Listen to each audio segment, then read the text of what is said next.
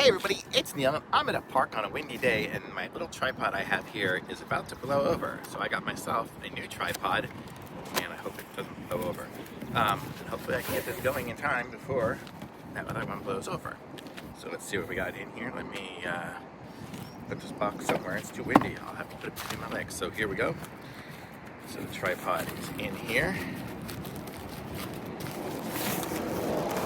It's not even all that windy, but man, this little tripod is stinky. It's good for indoor use, definitely not for outdoors.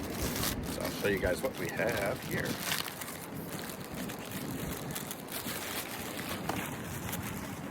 Get this stuff in my pocket. Okay, so here we go. So here is the tripod here.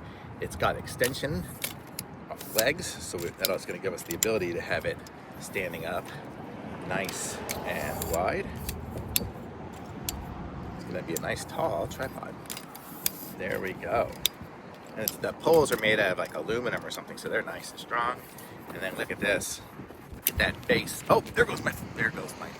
I tried to jam it under my tire, but it just doesn't work.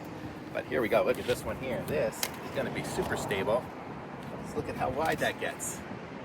Let's see. I'll show you guys it down here a little bit. So there, look at that. That is not going anywhere. That is going to be awesome.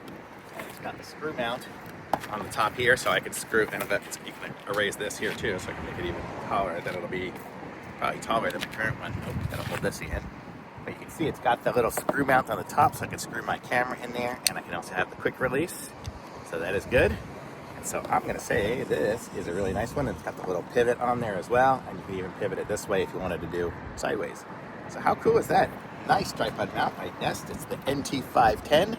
And this is going to be what I'm going to be using for the rest of my videos. Thumbs up.